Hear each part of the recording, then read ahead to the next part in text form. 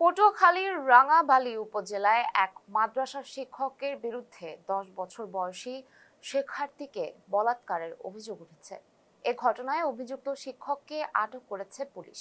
সোমবার রাতে উপজেলার সদর ইউনিয়নের পূর্ব নেতা আকরামিয়া শিশু এতিমখানা ও হাফিজিয়া মাদ্রাসায় এ ঘটনা ঘটে। অভিযোগ সূত্রে জানা যায়, আকরামিয়া শিশু এতিমখানা ও হাফিজিয়া মাদ্রাসার হিফজু বিভাগের শিক্ষক হাফেজ শফিকুল ইসলাম জিসান রাতে এক শিশু শিক্ষার্থীকে নিজের শয়নকক্ষে ডেকে নিয়ে যান। এরপর সেখানেই তাকে বলাৎকার করেন। বলাৎকারের পর শিশুটি অসুস্থ হয়ে পড়ে। বর্তমানে শিশুটি স্থানীয়ভাবে প্রাথমিক চিকিৎসা নিয়েছে। পরিবারের সদস্যরা জানান, ঘটনার পর সকালে শিশুটি বাড়িতে এসে এই বিষয়ে পরিবারের সদস্যদের জানায়।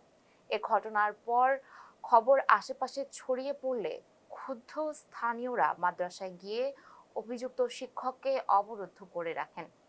পরে রাঙাবালী থানা পুলিশ ঘটনাস্থলে গিয়ে অভিযুক্তকে আটক করে।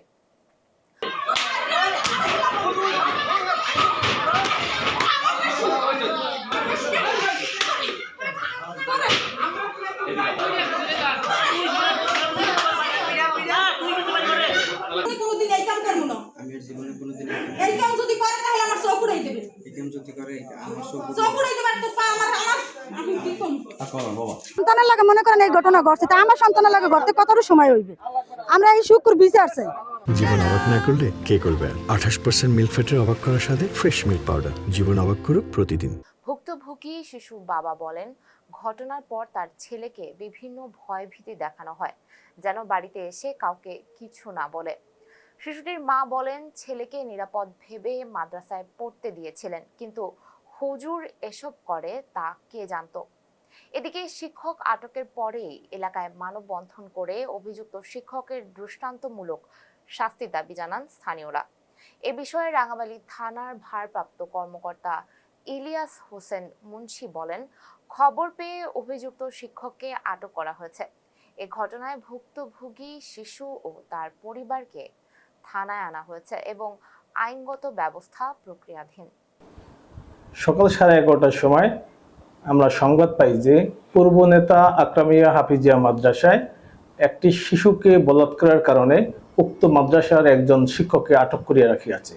উক্ত সংবাদের ভিত্তিতে আমি অফিসার ফোর্স প্রেরণ করি। শফিকুল ইসলাম হাফেজ, উনি আমাদের মাদ্রাসায় গত 28শে এপ্রিল নিয়োগপ্রাপ্ত হন হেফজ বিভাগের দায়িত্ব পালন করার জন্য।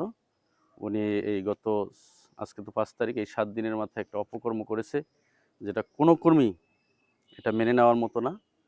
কারণ আমরা চাচ্ছি যে কমিটি, ম্যানেজিং কমিটি যারা আছে বা আমাদের সাথে যারা আছে, তাদের সবারই একটা দাবি, এই হুজুরের দৃষ্টান্তমূলক শাস্তি হোক, আমাদের ভবিষ্যতে যেন এরকম অপকর্ম আর কেউ না করে।